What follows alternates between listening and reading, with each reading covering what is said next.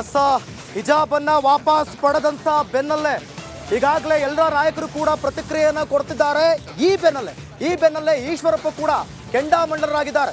ನಿಮಗೆ ಮೊಹಮ್ಮದ್ ಬಿನ್ ತುಘಲಕ್ ಹೆಸರು ಕೇಳಿದ್ದೀರಾ? ಅದೇ ರೀತಿಯಲ್ಲಿ ಸಿದ್ದರಾಮಯ್ಯ ಕೂಡ ಹುಚ್ಚು ದೊರೆ ಆಗಿದ್ದಾರೆ ಅಂತ ಹೇಳಿ ಪ್ರತಿಕ್ರಿಯೆಯನ್ನು ಕೊಟ್ಟಿರೋದು. ಸರ್ಕಾರದ ವಿರುದ್ಧ ಕೆಂಡಾಮಂಡಲರಾಗಿದ್ದಾರೆ ಈಶ್ವರಪ್ಪ. ಸುಪ್ರೀಂ ಕೋರ್ಟ್ನಲ್ಲಿ ಸಮವಸ್ತ್ರದ ಬಗ್ಗೆ ಚರ್ಚೆ ಆಗ್ತಾ ಇದೆ. ಇಂಥ ಟೈಮ್ನಲ್ಲಿ ರದ್ದು ಮಾಡ್ತೇವೆ ಅನ್ನುವಂಥ ಹೇಳಿಕೆಯನ್ನು ನೀಡಿದ್ದಾರೆ. ಶಿವಮೊಗ್ಗದಲ್ಲಿ ಮಾಜಿ ಸಚಿವ KS ಈಶ್ವರಪ್ಪ ಹೇಳಿಕೆಯನ್ನು ಕೊಟ್ಟಿರೋದು.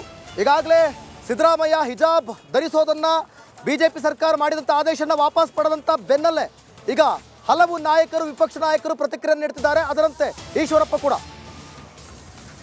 ಏನು ಹಿಜಾಬ್ ವಿಚಾರ ಮತ್ತೆ ಮುನ್ನೆಲೆಗೆ ಬಂದಿರುವಂಥದ್ದು.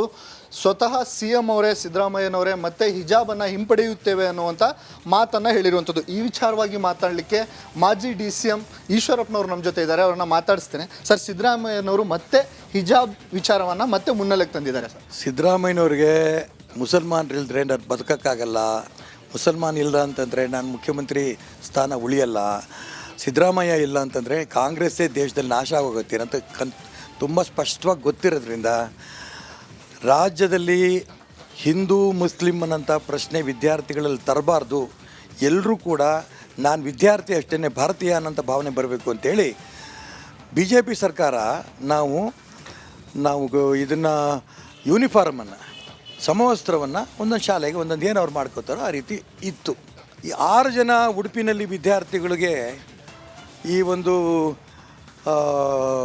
ಹಿಜಾಬ್ ಹಾಕ್ಕೊಂಡು ಬರಬೇಕು ಅನ್ನೋಂಥ PFI ಪ್ರೇರಿತ ವಿದ್ಯಾರ್ಥಿನಿಯರು ಮಾಡಿದಂಥ ಕುತಂತ್ರದ ರಾಜಕಾರಣದಿಂದ ಇಡೀ ಕರ್ನಾಟಕ ರಾಜ್ಯದಲ್ಲಿ ವಿದ್ಯಾರ್ಥಿಗಳಲ್ಲಿ ಹಿಂದೂ ಮುಸ್ಲಿಂ ಭಾವನೆ ಬಂದೋಯ್ತು. ಸಾಕಷ್ಟು ಗಲಭೆಗಳು ಕೂಡ ಆಯಿತು. ಅದಾದ ನಂತರ BJP ಸರ್ಕಾರ ಸಮವಸ್ತ್ರವನ್ನು ಎಲ್ಲ ಶಾಲಾ ಕಾಲೇಜಲ್ಲಿ ಮಾಡಬೇಕು ಅಂತ ಅಂದ್ಕೊಂಡು ನಾವು ಆಯಾ ಶಾಲಾ ಕಾಲೇಜಲ್ಲಿ ಏನು ಇಟ್ಕೊಂಡಿದ್ದಾರೋ ಯೂನಿಫಾರ್ಮ್ ಅದನ್ನೇ ಕಂಟಿನ್ಯೂ ಮಾಡಬೇಕು, ಒಂದೇ ಇರಬೇಕು ಅನ್ನೋದು ತುಂಬ ಸ್ಪಷ್ಟವಾಗಿ ನಾವು ಆದೇಶ ತಂದಿದ್ವಿ.